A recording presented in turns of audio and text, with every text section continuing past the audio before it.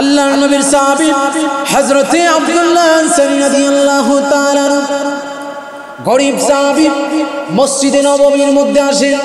প্রতিনিয়ত 5 বেলা মসজিদে নববীর মধ্যে নামাজ পড়তে আসেন। নামাজ পড়ে সালাম ফিরিয়ে বাসার মধ্যে চলে যান। বাসার মধ্যে সালাম ফেরানোর সাথে সাথেই বাসায় চলে যান। সাহাবায়ে কেরাম ফলো করলেন। সাহাবায়ে কেরাম ফলো করার পরে আল্লাহর নবীর কাছে মামলা দায়ের করলেন, নালিশ করলেন। ইয়া রাসূলুল্লাহ, ইয়া হাবিবাল্লাহ, ওগো আল্লাহর নবী, আপনার সাহাবী আব্দুল্লাহ আনসারী রাদিয়াল্লাহু তাআলা আনহু সে কি করে জানেননি? 5 ওয়াক্ত নামাজ পড়তে আসে মসজিদে নববীতে। নামাজ পড়ার পরে সালাম ফেরানোর সাথে সাথে সালাম ফিরিয়ে আর মসজিদে নববীর মধ্যে বসে না, আপনার তালিম শুনতে বসে না, আপনার দরবারে বসে না, সালাম ফিরিয়ে বাসার মধ্যে দৌড় মেরে চলে যায়। ইয়া রাসূলুল্লাহ, ইয়া হাবিবাল্লাহ, এমন তো আমরা কেউ করি না, আব্দুল্লাহ আনসারী কেন করি? আল্লাহর নবী ডাক দিয়ে বলেন, আরে সাহাবায়ে কেরাম, আমার সাহাবী আব্দুল্লাহ আনসারী রাদিয়াল্লাহু তাআলা আনহু সে তো আমার সাহাবী, সে তো এমন করার কথা নয়, অবশ্যই কোনো কারণ আছে, চলো তার বাসার মধ্যে গিয়ে জিজ্ঞেস করি সে কেন এমন করে। আল্লাহর নবী সাহাবায়ে কেরামদেরকে নিয়ে আবু বকর, ওমর, ওসমান, আলী জলিলুল কদর সাহাবীদেরকে নিয়ে আব্দুল্লাহ আনসারীর বাসার দিকে রওনা হয়ে গেলেন। সাহাবীদেরকে নিয়ে আব্দুল্লাহ আনসারীর বাসার মধ্যে গেলেন। গিয়ে ডাকতেছেন, গিয়ে দেখতে পাইলেন আব্দুল্লাহ আনসারীর দরজা ভিতর থেকে তালা মারা, দরজা লাগানো। আল্লাহর নবী ডাকতেছেন, আব্দুল্লাহ আনসারী, দরজা খুলো, আমি বিশ্ব নবী এসেছি তোমার বাড়িতে, সাহাবায়ে কেরাম এসেছি তোমার বাড়িতে। আল্লাহর নবী ডাকতেছেন, আফসোস, কিন্তু আব্দুল্লাহ আনসারী জবাব দিচ্ছে না, ঘর থেকে কোনো জবাব আসছে না। কিন্তু ঘরের ভিতরে মানুষ, দরজা ভিতর থেকে লাগানো, আব্দুল্লাহ আনসারী কোনো জবাব দিচ্ছেন না।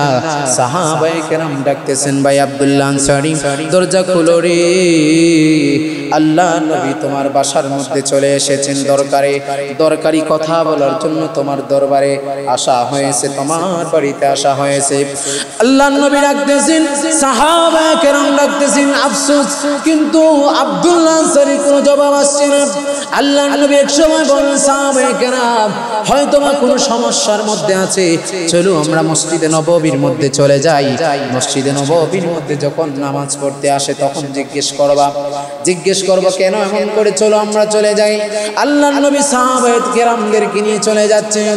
কিছুক্ষণ পরে পিছন দিক থেকে এসে ডাকতেছে, ইয়া রাসূলুল্লাহ, ইয়া হাবিবাল্লাহ, ওগো আল্লাহর রাসূল, ওগো নবীজি, যায়েন না গো নবীজি, একটু দাঁড়ান, আমি আব্দুল্লাহ আনসারী চলে এসেছি,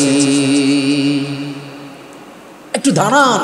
ইয়া রাসূলুল্লাহ, ইয়া হাবিবাল্লাহ, আপনি যায়েন না গো নবীজি, একটু দাঁড়ান, আমার কিছু কথা আপনি শুনে যান। সাহাবায়ে কেরামদেরকে বিশ্ব নবী ডাক দিয়ে বললেন, হে সাহাবায়ে কেরাম, দাঁড়াও, আমার আব্দুল্লাহ আনসারী এসে গেছে, শুনি তার কথা।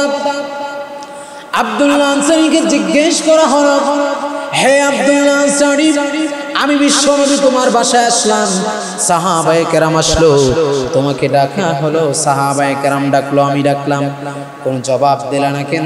ইয়া রাসূলুল্লাহ, ইয়া হাবিবাল্লাহ, ওগো নবীজি, বেয়াদবি মাফ করে দেন, আপনার জবাবে আমি সাড়া দিতে পারি, আপনার ডাকে আমি সাড়া দিতে পারি নাই। ইয়া রাসূলুল্লাহ, ইয়া হাবিবাল্লাহ, ওগো আল্লাহর হাবিব, আপনি আমাকে, আপনার সাথে আমি বেয়াদবি করে ফেলেছি গো নবীজি, আপনি বেয়াদবি আমাকে মাফ করে দেন, আপনার সাথে অন্যায় করে ফেলেছি, অপরাধ করে ফেলেছি। ইয়া রাসূলুল্লাহ, আপনি আমাকে ক্ষমার দৃষ্টিতে দেখবেন, কেন এমন করেছি অবশ্যই বলবো। আল্লাহর নবীর সাহাবী বলতেছেন, ইয়া রাসূলুল্লাহ, কি কথার জন্য আসছেন? আল্লাহর নবী বলতেছেন, ও আব্দুল্লাহ আনসারী, সাহাবায়ে কেরাম আমার কাছে বিচার দিল, মামলা দায়ের করলো, বিচার দিল, নালিশ করলো, তুমি নাকি মসজিদে নববীর মধ্যে নামাজ পড়তে যাও 5 বেলা নামাজ পড়ার পরে সালাম ফেরানোর সাথে সাথে তুমি মসজিদে নববীর মধ্যে বৈঠকের মধ্যে বসো না, তালিম শুনতে বসো না, তুমি বাসার মধ্যে চলে আসো। এর কারণ কি জানতে চাই। ইয়া রাসূলুল্লাহ, ইয়া হাবিবাল্লাহ, গো নবীজি, অবশ্যই কোনো কারণ আছে। আমি আপনাকে বলছি কেন এমন করি। ইয়া রাসূলুল্লাহ, ইয়া হাবিবাল্লাহ, ওগো নবীজি, আমি এবং আমার ওয়াইফ, আমার স্ত্রী, আমার বিবি মুহতারামা, আমরা দুইজন মানুষ, আমাদের দুইজনের মাত্র একটি মাত্র কাপড়, অবশিষ্ট কোনো কাপড় নাই। ইয়া রাসূলুল্লাহ, ইয়া হাবিবাল্লাহ, আমি মুসলমান, আমি আল্লাহর বান্দা, আমি আপনার উম্মত, আপনার সাহাবী আব্দুল্লাহ আনসারী। আল্লাহ পাক রব্বুল আলামিন আমাকে সুন্দর করে বানিয়েছেন, আল্লাহ পাক রব্বুল আলামিন আমাকে সুস্থতার নিয়ামত দিয়েছেন। ওগো নবীজি, আমাদের মতো একটি মাত্র কাপড়, আমার যখন মসজিদে নববীর মধ্যে নামাজের সময় হয়ে যায়, মসজিদে নববীর মধ্যে যখন নামাজের সময় হয়ে যায়, আযান হয়ে যায়, তখন আমি মসজিদে নববীর মধ্যে নামাজ পড়তে চলে যাই। নামাজ পড়ে চলে যাওয়ার পরে আমার বিবির কাছ থেকে আমি কাপড় পরিধান করি। আমার বিবি তো উলঙ্গ অবস্থায়, আমার বিবির লজ্জাস্থানের হেফাজত করার জন্য আমার গড়ের ভিতরে একটা গর্ত খনন করেছি। ওই গর্তের ভিতরে আমার বিবিকে ঢুকায়া আমি আব্দুল্লাহ আনসারী মসজিদে নববীর মধ্যে চলে যাই নামাজ পড়ার জন্য। ইয়া রাসূলুল্লাহ, ওগো আল্লাহর নবী, আমার বিবিকে আমি এই গর্তের ভিতরে ঢোকায়া আমি আব্দুল্লাহ আনসারী নামাজ পড়তে চলে যাই। নামাজ পড়ে সালাম ফিরানোর সাথে সাথে বাসায় কেন আসি জানেননি? আমি নামাজ পড়েছি, আমার বিবিও তো নামাজ পড়াবেন, আমাদের তো আর কোনো কাপড় পরার মতো কোনো কাপড় নাই। এখন কি করব? সালাম ফিরিয়ে বাসার মধ্যে দৌড় মারে চলে যাই। কেন? আমার বিবি নামাজ পড়বে, অন্যদিকে নামাজের সময় চলে যাচ্ছে। নামাজ তো সময় মতো নামাজ পড়া ফরজ করে দিয়েছেন, এই জন্য আমি বাসার মধ্যে আসি। আমার বিবিকে কাপড় পরিধান করে আমি আব্দুল্লাহ আনসারী ওই গর্তের ভিতরে ঢুকে যাই। লা ইন শাকারতুম লা আযীদান্নাকুম ওয়া লা ইন কাফারতুম ইন্না আযাবী লাশাদীদ। আল্লাহ রাব্বুল আলামিন বলেন, রে বান্দারা, আমি আল্লাহ রাব্বুল আলামিন তোমাদেরকে এত সুন্দর নিয়ামত দান করেছি। আমি আল্লাহ রাব্বুল আলামিন তোমাদেরকে পা থেকে মাথা পর্যন্ত সুন্দর করে বানিয়েছি। আমি আল্লাহ তোমাদেরকে বানানোর পরে তোমাদেরকে আমি আল্লাহ রাব্বুল আলামিন অসংখ্য অগণিত নাজ নিয়ামত দান করেছি। রে বান্দা, ওই নিয়ামতের শুকর তোমরা আদায় করো, কারণ আমি আল্লাহ তোমাদেরকে ভালোবাসে নিয়ামত দিয়েছি। তোমরা এই নিয়ামতের শুকরিয়া আদায় করো। আমি আল্লাহ খুশি হয়ে তোমাদেরকে আমি আল্লাহর নিয়ামতটাকে আরো বাড়ায় দিব। সুবহানাল্লাহ। আল্লাহ রাব্বুল আলামিন বান্দাকে অসংখ্য অগণিত নিয়ামত দিয়েছেন। আল্লাহ বলেন যে বান্দা আমি আল্লাহর নিয়ামতের শুকর আদায় করবে, আমি আল্লাহর নিয়ামতের শুকর আদায় করার কারণে আমি আল্লাহ তাকে আরো নিয়ামত বাড়িয়ে দিব। আর যদি কোনো বান্দা বান্দি আমি আল্লাহর নিয়ামত পায়া নিয়ামতের নাশুকরি করে, আমি আল্লাহ তার কাছ থেকে আমি আল্লাহর পক্ষ থেকে দেওয়া নিয়ামতগুলো ছিনায় নেই। শুধু তা না, আমি আল্লাহ রাব্বুল আলামিন নিয়ামত ছিনায় নেওয়ার পরে সে যে আমার নাশুকরি করলো, এই জন্য আমি আল্লাহ ইন্না আযাবী লাশাদীদ কঠিন আযাবের মধ্যে নিক্ষেপ করে দেই। আল্লাহ পাক নিয়ামতের শুকর আদায় করলে নিয়ামতের শুকর বাড়ায় দেন, নিয়ামতের শুকর আদায় না করলে নিয়ামত ছিনায় নেন। শুকর আদায় করলে নিয়ামত বাড়ায় দেন, শুধু নিয়ামত ছিনায় নেন না, নিয়ামত ছিনায় নেওয়ার পরে কঠিন আযাবের মধ্যে নিক্ষেপ করে দেন। এই জন্য আল্লাহ পাকের দরবারে নিয়ামতের শুকর আদায় করতে হবে। তো নিয়ামতের শুকর কিভাবে আদায় করব? আলহামদুলিল্লাহ, নিয়ামতের শুকর, আল্লাহ তোমার নিয়ামতের শুকরিয়া আদায় করলাম। এটা হচ্ছে পাক জবানের শুকরিয়া। এটা হচ্ছে জবানের শুকরিয়া, কার্যকরী শুকরিয়া আদায় করতে হবে। কার্যকরী শুকরিয়া কিভাবে আদায় করব? আল্লাহ পাক এটাও শিখিয়ে দিয়েছেন বান্দাকে, যে বান্দা জবান দ্বারা এই শুকরিয়া আলহামদুলিল্লাহ বলার নাম কার্যকরী শুকরিয়া না, এটা জবানের শুকরিয়া। কার্যকরী শুকরিয়া কিভাবে আদায় করতে হবে? আল্লাহ রাব্বুল আলামিন বলেন, আপনাকে আল্লাহ পাক সুস্থ নিয়ামত দিয়েছেন, পা থেকে মাথা পর্যন্ত সুস্থ রেখেছেন। আল্লাহর নিয়ামতের কার্যকরী শুকরিয়া হচ্ছে আল্লাহর গোলামি করা, আল্লাহর ইবাদত করা। যে আল্লাহর নিয়ামতের শুকরিয়া, কার্যকরী শুকরিয়া হচ্ছে আল্লাহর গোলামি করা, আল্লাহর হুকুম 5 ওয়াক্ত নামাজ আদায় করা, আল্লাহর হুকুম রোজা রাখা, আল্লাহর হুকুম কোরআন তেলাওয়াত করা, আল্লাহর হুকুম, আল্লাহ যা নিষেধ করেছেন তা থেকে বেঁচে থাকা, আল্লাহ যা হুকুম করেছেন তা পালন করা। এটা হচ্ছে আল্লাহর কার্যকরী শুকরিয়া আদায় করা। আপনি কার্যকরীভাবে শুকরিয়া আদায় করবেন, এটা প্রকৃতপক্ষে নিয়ামতের শুকরিয়া আদায় করা হবে। আমি আপনাদের সামনে একটা আয়াতে কারিমা তেলাওয়াত করেছি। আল্লাহ পাক বলেন, ইন্নাস সালাতা তানহা আনিল ফাহশাই ওয়াল মুনকার। যে নামাজ আল্লাহর ইবাদত বندگির মধ্যে সবচেয়ে গুরুত্বপূর্ণ ইবাদত হচ্ছে নামাজ। এই নামাজের ফজিলত কি, নামাজের গুরুত্ব কি, নামাজ পড়লে কি হয়? আল্লাহ পাক বলেন, ইন্নাস সালাতা তানহা আনিল ফাহশাই ওয়াল মুনকার। এই নামাজ মানুষকে সমস্ত পাপাচার থেকে, সমস্ত গুনাহের কাজ থেকে আল্লাহ পাক বিরত রাখেন এই নামাজ পড়ার। আল্লাহ পাক রব্বুল আলামিন, আল্লাহ পাকের যত গোলামি আছে, যত ইবাদত আছে, আল্লাহ রব্বুল আলামিনের সর্বোত্তম ইবাদত হচ্ছে নামাজ কায়েম করা। আল্লাহ রাব্বুল আলামিন 5 ওয়াক্ত নামাজ আমাদের উপর ফরজ করেছেন। আল্লাহর কুদরতি পায়ে আমরা 5 বেলা কুদরতি পায়ে সিজদা করব, আল্লাহর হুকুম পালন করব, 5 বেলা নামাজ আদায় করব। ওই নামাজ আদায় করলে আমাদের লাভ হবে, আল্লাহর লাভ লস নাই। আমাদের কি লাভ হবে? নামাজ পড়লে আল্লাহর প্রকৃতপক্ষে আল্লাহর শুকরিয়া আদায় করা হবে।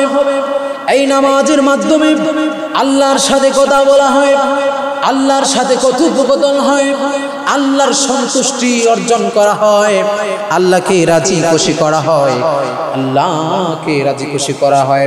এই নামাজ পড়ার মাধ্যমে আল্লাহ রাব্বুল আলামিন আমাদেরকে সমস্ত গুনাহের কাছ থেকে বিরত রাখেন।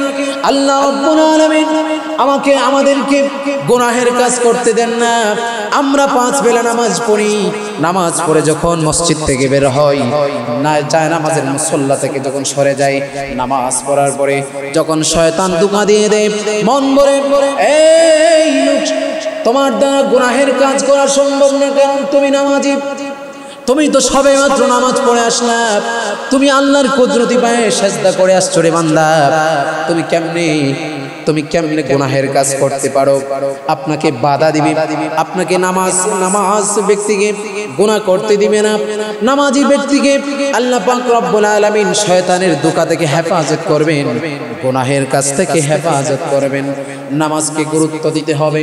আমরা মুসলমান, আমাদের মৃত্যু আছে, আমাদের মরার পরে আল্লাহ রাব্বুল আলামিনের কাছে সর্বপ্রথম হিসাব দিতে হবে।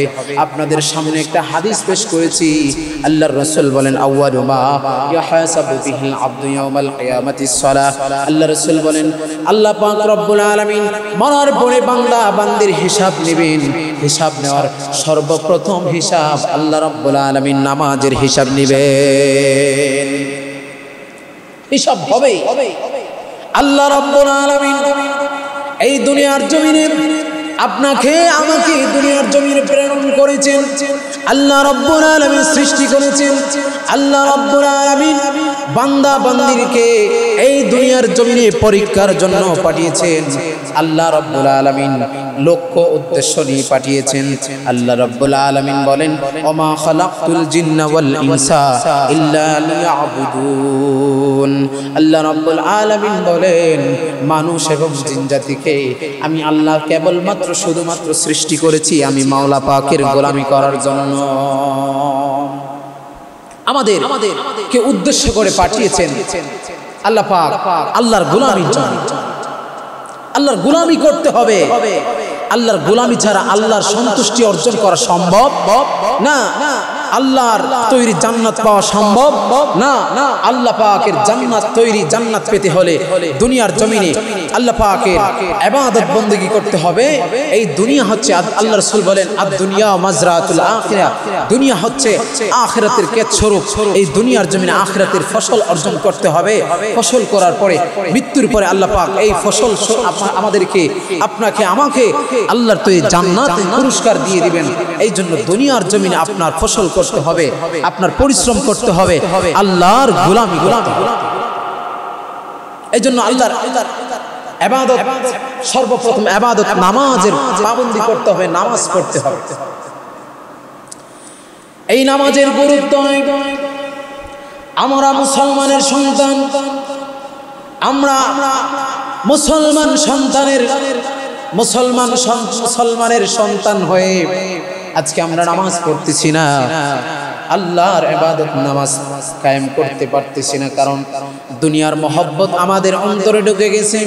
দুনিয়ার মহব্বতে পড়ে আমরা আল্লাহ পাক থেকে বঞ্চিত, আল্লাহর রাসূল থেকে বঞ্চিত, নেক আমল থেকে বঞ্চিত হয়ে গেছি। আমাদের আসল পুঁজি আমরা ভুলে গেছি, আমাদের আসল স্থান আখিরাতকে আমরা ভুলে গেছি। দুনিয়ার জমিনকে পেয়ে এই ক্ষণস্থায়ী দুনিয়ার জন্য আমরা আখিরাতকে যেন ভুলে না যাই। কারণ আমাদের আসল জায়গা, আসল ঠিকানা হচ্ছে আখিরাত। দুনিয়ার জমিন আল্লাহ পাক আমাদেরকে মুসাফির হিসেবে পাঠিয়েছে। আল্লাহ পাকের হুকুম, 5 ওয়াক্ত নামাজ আপনার আমার প্রথমে পড়তেই হবে। সাহাবায়ে কেরাম নামাজকে গুরুত্ব দিয়েছেন, নামাজের প্রতি ওনাদের খুবই গুরুত্ব ছিল, অভাব ছিল। যাদের পেটে খাবার ছিল না, কাপড় পরার মতো কাপড় ছিল না, এক কাপড় দিয়ে স্বামী স্ত্রী চলছেন, নামাজও পড়ছেন, কাজও করছেন, আল্লাহ রসুলের সাথেও চলছেন, আল্লাহ রসুলের কাছ থেকে শিক্ষা গ্রহণ করছেন, যাবতীয় যা কিছু আসে সব কিছু করছেন, কিন্তু নামাজ বাদ দেন নাই। আল্লাহ নবীর এক সাহাবী একটা ওয়াকিয়া আপনাদের সামনে শোনাই, নামাজের প্রতি কতটা গুরুত্ব ছিল, কতটা গুরুত্ব দিতেন সাহাবায়ে কেরাম নামাজকে। আল্লাহর প্রথম হুকুম নামাজ, ওই নামাজকে সাহাবায়ে কেরাম কতটা গুরুত্ব দিতেন। আল্লাহর নবীর এক সাহাবী হযরত আব্দুল্লাহ আনসারী রাদিয়াল্লাহু তাআলা, আল্লাহর নবীর সাহাবী হযরত আব্দুল্লাহ আনসারী রাদিয়াল্লাহু তাআলা, গরিব সাহাবী, মসজিদে নববীর মধ্যে আসেন, প্রতি ওয়াক্ত 5 বেলা মসজিদে নববীর মধ্যে নামাজ পড়তে আসেন। নামাজ পড়ে সালাম ফিরিয়ে বাসার মধ্যে চলে যান। বাসার মধ্যে সালাম ফেরানোর সাথে সাথেই বাসায় চলে যান। সাহাবায়ে কেরাম ফলো করলেন। সাহাবায়ে কেরাম ফলো করার পরে আল্লাহর নবীর কাছে মামলা দায়ের করলেন, নালিশ করলেন, ইয়া রাসূলুল্লাহ, ইয়া হাবিবাল্লাহ, ওগো আল্লাহর নবী, আপনার সাহাবী আব্দুল্লাহ আনসারী রাদিয়াল্লাহু তাআলা সে কি করে জানেননি? 5 ওয়াক্ত নামাজ পড়তে আসে মসজিদে নববীতে, নামাজ পড়ার পরে সালাম ফেরানোর সাথে সাথে সালাম ফিরিয়ে আর মসজিদে নববীর মধ্যে বসে না, আপনার তালিম শুনতে বসে না, আপনার দরবারে বসে না, সালাম ফিরিয়ে বাসার মধ্যে দৌড় মেরে চলে যায়। ইয়া রাসূলুল্লাহ, ইয়া হাবিবাল্লাহ, এমন তো আমরা কেউ করি না, আব্দুল্লাহ আনসারী কেন করি? আল্লাহর নবী ডাক দিয়ে বলেন, আরে সাহাবায়ে কেরাম, আমার সাহাবী আব্দুল্লাহ আনসারী রাদিয়াল্লাহু তাআলা আনহু, সে তো আমার সাহাবী, সে তো এমন করার কথা নয়, অবশ্যই কোনো কারণ আছে, চলো তার বাসার মধ্যে গিয়ে জিজ্ঞেস করি সে কেন এমন করে। আল্লাহর নবী সাহাবায়ে কেরামদেরকে নিয়ে, আবু বকর, ওমর, উসমান, আলী, জলিলুল কদর সাহাবীদেরকে নিয়ে আব্দুল্লাহ আনসারীর বাসার দিকে রওনা হয়ে গেলেন। সাহাবীদেরকে নিয়ে আব্দুল্লাহ আনসারীর বাসার মধ্যে গেলেন, গিয়ে ডাকতেছেন, গিয়ে দেখতে পাইলেন আব্দুল্লাহ আনসারীর দরজা ভিতর থেকে তালা মারা, দরজা লাগানো। আল্লাহর নবী ডাকতেছেন, আব্দুল্লাহ আনসারী, দরজা খুলো, আমি বিশ্ব নবী এসেছি তোমার বাড়িতে, সাহাবায়ে কেরাম এসেছি তোমার বাড়িতে। আল্লাহর নবী ডাকতেছেন, আফসোস, কিন্তু আব্দুল্লাহ আনসারী জবাব দিচ্ছে না, ঘর থেকে কোনো জবাব আসছে না, কিন্তু ঘরের ভিতরে মানুষ, দরজা ভিতর থেকে লাগানো, আব্দুল্লাহ আনসারী কোনো জবাব দিচ্ছেন না। সাহাবায়ে কেরাম ডাকতেছেন, ভাই আব্দুল্লাহ আনসারী, দরজা খুলো রে, আল্লাহর নবী তোমার বাসার মধ্যে মধ্যে চলে এসেছেন দরকারি কথা বলার জন্য তোমার দরবারে আসা হয়েছে, তোমার বাড়িতে আসা হয়েছে। আল্লাহর নবী ডাকতেছেন, সাহাবায়ে কেরাম ডাকতেছেন, আফসোস কিন্তু আব্দুল্লাহ আনসারী কোনো জবাব আসছে না। আল্লাহর নবী এক সময় বললেন, সাহাবায়ে কেরাম হয়তো কোনো সমস্যার মধ্যে আছে, চলো আমরা মসজিদে নববীর মধ্যে চলে যাই। মসজিদে নববীর মধ্যে যখন নামাজ পড়তে আসে তখন জিজ্ঞেস করবা কেন এমন করে, চলো আমরা চলে যাই। আল্লাহর নবী সাহাবায়ে কেরামদেরকে নিয়ে চলে যাচ্ছেন। কিছুক্ষণ পরে পিছন দিক থেকে এসে ডাকতেছে, ইয়া রাসূলুল্লাহ, ইয়া হাবিবাল্লাহ, ওগো আল্লাহর রাসূল, ওগো নবীজি, যায়েন না গো নবীজি, একটু দাঁড়ান, আমি আব্দুল্লাহ আনসারী চলে এসেছি, একটু দাঁড়ান। ইয়া রাসূলুল্লাহ, ইয়া হাবিবাল্লাহ, আপনি যায়েন না গো নবীজি, একটু দাঁড়ান, আমার কিছু কথা আপনি শুনে যান। সাহাবায়ে কেরামদেরকে বিশ্বনবী ডাক দিয়ে বললেন, হে সাহাবায়ে কেরাম, দাঁড়াও, আমার আব্দুল্লাহ আনসারী এসে গেছে, শুনি তার কথা। আব্দুল্লাহ আনসারীকে জিজ্ঞেস করা হলো, হে আব্দুল্লাহ আনসারী, আমি বিশ্বনবী তোমার বাসায় আসলাম, সাহাবায়ে কেরাম আসলো, তোমাকে ডাকা হলো, সাহাবায়ে কেরাম ডাকলো, আমি ডাকলাম, কোন জবাব দিলা না কেন? ইয়া রাসূলুল্লাহ, ইয়া হাবিবাল্লাহ, ওগো নবীজি, বেয়াদবি মাফ করে দেন, আপনার জবাবে আমি সাড়া দিতে পারি, আপনার ডাকে আমি সাড়া দিতে পারি নাই।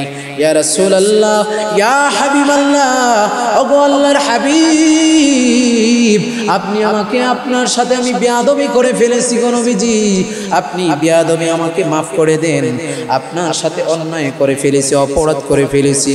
ইয়া রাসূলুল্লাহ, আপনি আমাকে ক্ষমার দৃষ্টিতে দেখবেন, কেন এমন করেছি অবশ্যই বলবো। আল্লাহর নবীর সাহাবী বলতেছেন, ইয়া রাসূলুল্লাহ, কি কথার জন্য আসছেন?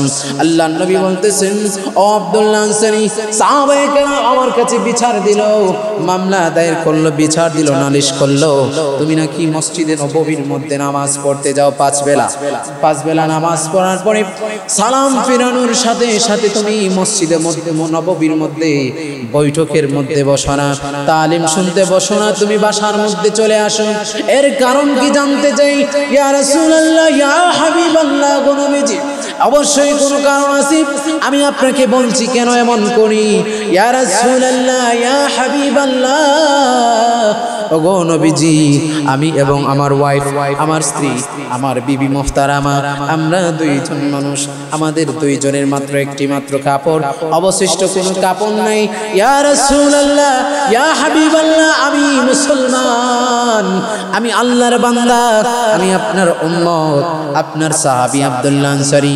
আল্লাহ পাক রব্বুল আলামিন আমাকে সুন্দর করে বানিয়েছেন, আল্লাহ পাক রব্বুল আলামিন আমাকে সুস্থতার নিয়ামত দিয়েছেন। ওগো নবীজি, আমাদের মতো একটি মাত্র কাপড়, আমার যখন মসজিদে নববীর মধ্যে নামাজের সময় হয়ে যায়, মসজিদে নববীর মধ্যে যখন নামাজের সময় হয়ে যায়, আযান হয়ে যায়, তখন আমি মসজিদে নববীর মধ্যে নামাজ পড়তে চলে যাই। নামাজ পড়ে চলে যাওয়ার পরে আমার বিবির কাছ থেকে আমি কাপড় পরিধান করি। আমার বিবি তো উলঙ্গ অবস্থায়, আমার বিবির লজ্জাস্থানের হেফাজত করার জন্য আমার গড়ের ভিতরে একটা গর্ত খনন করেছি। ওই গর্তের ভিতরে আমার বিবিকে ঢুকায়া আমি আব্দুল্লাহ আনসারী মসজিদে নববীর মধ্যে চলে যাই নামাজ পড়ার জন্য। ইয়া রাসূলুল্লাহ, ওগো আল্লাহর নবী, আমার বিবিকে আমি এই গর্তের ভিতরে ঢোকায়া আমি আব্দুল্লাহ আনসারী নামাজ পড়তে চলে যাই। নামাজ পড়ে সালাম ফিরানোর সাথে সাথে বাসায় কেন আসি জানেননি? আমি নামাজ পড়েছি, আমার বিবিও তো নামাজ পড়াবেন, আমাদের তো আর কোনো কাপড় পরার মতো কোনো কাপড় নাই। এখন কি করব? সালাম ফিরিয়ে বাসার মধ্যে দৌড় মারে চলে যাই। কেন? আমার বিবি নামাজ পড়বে, অন্যদিকে নামাজের সময় চলে যাচ্ছে। নামাজ তো সময় মতো নামাজ পড়া ফরজ করে দিয়েছেন, এই জন্য আমি বাসার মধ্যে আসি। আমার বিবিকে কাপড় পরিধান করে আমি আব্দুল্লাহ আনসারী ওই গর্তের ভিতরে ঢুকে যাই। ইয়া রাসূলুল্লাহ, ইয়া হাবিবাল্লাহ, ওগো আল্লাহর হাবিব, আমি কেন জবাব দেই নাই? আমার বিবি তখন নামাজ পড়তেছিলেন, আমি আব্দুল্লাহ আনসারী উলঙ্গ অবস্থায়। এই উলঙ্গ অবস্থায় কেমনে আপনি নবীর জবাব ডাকে আমি সাড়া দেই? ইয়া রাসূলুল্লাহ, এই জন্য আমি আপনার ডাকে সাড়া দিতে পারি নাই। আল্লাহর নবী কান্নায় ভেঙে বললেন, সাহাবায়ে কেরাম কান্নায় ভেঙে বললেন। আল্লাহর নবী বিশ্ব নবী বলতেছেন, সাহাবায়ে কেরাম শুনছনি? তোমরা না আমার সাহাবী আব্দুল্লাহ আনসারীর নামে বিচার দিয়েছো, নালিশ করছো, আমার আব্দুল্লাহ আনসারী কেন বাসায় চলে আসে? তাহলে শোনো কেন চলে আসে রে আমার সাহাবী আব্দুল্লাহ আনসারী। হে সাহাবায়ে কেরাম, চলো মসজিদে নববীর মধ্যে চলে যাই। আল্লাহর নবীর বিশ্ব নবী সাহাবায়ে কেরামদেরকে নিয়ে মসজিদে নববীর দিকে রওনা হয়ে গেলেন। রওনা হয়ে যাওয়ার পরে সাহাবায়ে কেরামদেরকে বললেন, ও সাহাবায়ে কেরাম শোনো, কেন আমার আব্দুল্লাহ আনসারী মসজিদে নববীর মধ্যে থেকে নামাজ পড়ে বাসায় চলে যায়? তাহলে আমার আব্দুল্লাহ আনসারীর কাছ থেকে শোনো। শোনার পরে সমস্ত মদিনার সাহাবায়ে কেরাম কান্নায় ভেঙে পড়লেন। আল্লাহর নবী ডাক দিয়ে বলেন, এ সাহাবায়ে কেরাম, কে আছো আমার আব্দুল্লাহ আনসারীকে কাপড় হাদিয়া করবা? এই কথা বলার পরে সাহাবায়ে কেরামদের মধ্যে হাদিয়া দেওয়ার হিরিক পড়ে গেল। এত হাদিয়া দিলেন, এত হাদিয়া দিলেন যে অনেক জামা কাপড় হয়ে গেল। সুবহানাল্লাহ, অনেক জামা কাপড় হয়ে গেল। আব্দুল্লাহ আনসারীকে বাসার মধ্যে আগায় দেওয়ার জন্য সাহাবায়ে কেরাম বিশ্বনবী পর্যন্ত চলে গেলেন। বাসার দিকে রওনা হওয়ার পরে বাসার মধ্যে যখন গেলেন, দেখতে পাইলেন দুইটা বাচ্চা, আল্লাহর নবীর সাহাবী আব্দুল্লাহ আনসারীর দুইটা বাচ্চা এই গাছের মধ্যে রশি দিয়ে বাঁধা। আল্লাহর নবী জিজ্ঞেস করলেন, ও আব্দুল্লাহ আনসারী, ওই শিশু বাচ্চাটি কার? আল্লাহর নবীর সাহাবী বললেন, ইয়া রাসূলুল্লাহ, ইয়া হাবিবাল্লাহ, ওগো নবীজি, এই দুইটা বাচ্চা আমার। কেন বাইদা রাখছো? রশি দিয়ে বাইদা কেন রাখছো রে সাহাবী? আল্লাহর নবীর সাহাবী বলেন, ইয়া রাসূলুল্লাহ, ইয়া হাবিবাল্লাহ, ওগো আল্লাহর নবী, ওগো আল্লাহর হাবিব, আমার দুইটা সন্তান আমি কেন বেঁধে রেখেছি জানেননি? আমার সন্তান দুইটা, আমার বাসা, আমার ঘরের পাশে একটা ইয়াহুদির ঘর, ইয়াহুদির দুইটা খেজুর গাছ, ওই দুইটা খেজুর গাছের ডাল দুইটা আমার জায়গার মধ্যে চলে এসেছে, আমার ঘরের সীমানার মধ্যে চলে এসেছে। আমার দুইটা বাচ্চাকে যখন আমি পেটে খাবার দিতে পারি নাই, মুখে খাবার দিতে পারি নাই, ক্ষুধার যন্ত্রণায় ওই খেজুর গাছ থেকে, ইহুদির খেজুর গাছ থেকে খাবার খেয়ে, খেজুর খেয়ে ফেলে, তখন ইহুদি আমার সন্তানদেরকে মারধর করে। আমি বাবা হয়ে তা বরদাস্ত করতে পারি না। শুধু তাই না, আমি মরার পরে আমার সন্তান যে ওই ইহুদির খেজুর খায়, আমি আল্লাহর কাছে কি জবাব দেব? কিয়ামতের ময়দানে যদি আল্লাহ পাক জিজ্ঞেস করেন, ও আব্দুল্লাহ আনসারী, তোমার সন্তানদেরকে তুমি কার মাল খাওয়াইছো, কার মাল খাওয়াইছো, তখন আমি কি জবাব দেব? ইয়া রাসূলুল্লাহ, এই জন্য আমার সন্তান দুইটাকে আমি রশি দিয়ে বাইধা রাখছি। এই অখেয়ার দ্বারা কি বুঝাইতে চাইলাম?